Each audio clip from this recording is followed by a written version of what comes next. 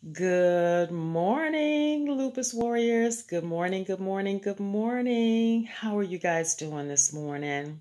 I hope that this video finds you doing well, staying as healthy and just being the best that you can be, okay? And so today I just wanted to pop in and bring you another quick video with some very good and important information as usual. As you know, I created this lupus channel for lupus warriors like you and like me. On this channel, this channel is a source of support for the lupus community, a source of where you can find helpful resources to help you on your journey with lupus, and then also to increase awareness, to educate, and to encourage lupus warriors around the world. And so I ask that you do three things. First, I ask that if you have not subscribed, please hit that subscribe button, hit the bell so that you can get notifications whenever I upload new videos. And I do that several times during the week. I have Lupus Facts Tuesday, which I give you, several facts about lupus that you may know of and may not. Also, like the video. If you enjoyed the content today, please like the video and then also share the video. And the reason that I ask you to share the video, because what you're doing is you're helping to spread and increase awareness and to spread hope and encouragement to lupus warriors all around the world. And by doing that, we get the information out there, and that hope that we're hanging on to is that we hope to one day totally eradicate this mysterious, chronic, debilitating illness called lupus. And so that's why I asked you to share the videos, okay? So let's just jump right into today's video. This is some really important information.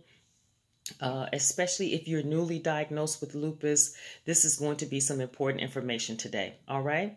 And so what we're going to talk about on today's video is that there are 5 different types of lupus. Did you know that? A lot of times we hear generalized statements about lupus, but under the umbrella of lupus are 5 different types of lupus diseases. There are, multiple symptoms up under the umbrella of lupus, and also a person can have several autoimmune system diseases that overlap while having lupus, okay? And we know that lupus is a disease that it's where the body starts to attack itself. The immune system that is set up to protect us from foreign invaders, viruses, germs, bacteria, it starts to attack itself. It starts to attack healthy cells, healthy tissue. And so, basically your immune system goes into overdrive, and it's like, it's like a video game, one of those video games where you're shooting, pow, pow, pow, pow, pow. Well, the immune system is shooting at everything it sees. Your system, your cells, your organs, your tissues are being hit by friendly fire. And so that's the best description that I can give you as far as what it's like and what's going on inside of the body of a lupus patient. But there are 5 different types of lupus. So the type that I have may be different from the type that you have. And then also the treatments vary according to what type of lupus you may have. Now, first on the list, there are 5 types. The first one on the list is SLE. And I am not going to attempt to pronounce the long word. I'll put it in the description box what SLE stands for, but just a shortened form of it is SLE stands for systemic lupus.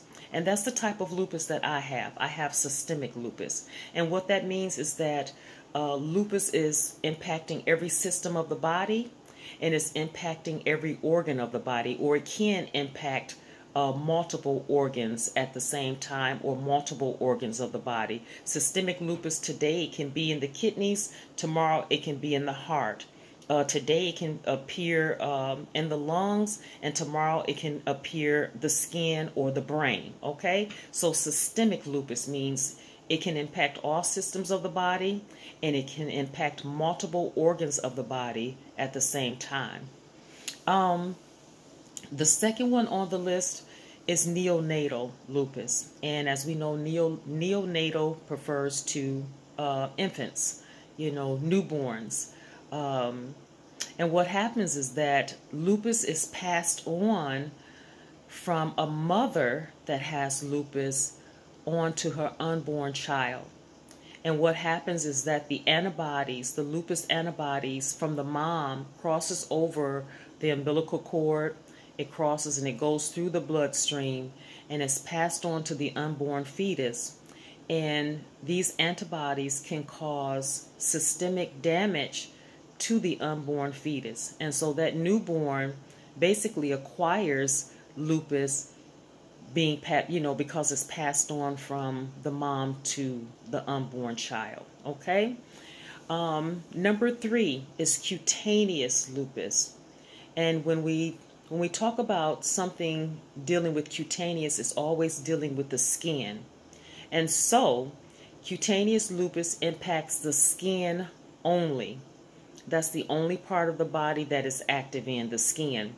And what happens is that, a person with cutaneous lupus, a prime example of a person having cutaneous lupus is the malar or the butterfly rash. But get this, the butterfly rash can also occur in systemic lupus. But one of the main symptoms of cutaneous lupus is the malar or the butterfly rash. Okay? The fourth type of lupus is called Discoid Lupus. And Discoid Lupus is a type of lupus that causes disc-shaped rashes on the head, the face, and the ears. Therefore, the reason why it's called Discoid Lupus because of the disc-shaped rashes. These rashes, when it's impacting the face, the head, and the ears, can cause severe discoloration. And also, because it's impacting the skin and impacting the head, it can also cause, major damage to the hair follicles, which causes major hair loss. And because the hair follicles are damaged, it will make, hair regrowth nearly impossible. Okay? And so, with lupus, a lot of times, whether we have systemic or cutaneous or discoid or whatever type of lupus we may have, we're going to deal with or suffer with some sort of hair loss. And it can come from the activity of the lupus, or it can come from the medications prescribed for treating the lupus. And with the other types of lupus, the hair stands a chance of growing back because the hair follicles are not damaged. But with discoid lupus, wherever it's impacting on the scalp, that area, the hair follicles become damaged, and it makes it basically impossible for the hair to grow back. So that's how you can tell the difference between discoid lupus, cutaneous lupus, and systemic lupus. And last but not least on the list, number 5, is drug-induced lupus. And this, my friend, comes from lupus that basically starts due to a medication that the patient is taking. And the medication basically causes the lupus. And lupus is basically a reaction, an allergic reaction that the person is having to the medication. It's just showing up as lupus. You know how sometimes you may take a medication and, there may be an allergic reaction, a rash, or you may get a headache or something like that, or you may feel nauseated or, something like that. But some medications, the reaction that the patient is having from the medication is showing up in the form of lupus. And so with that, you take away the medication, and guess what? The lupus goes away as well. Okay? So let's just do a quick recap.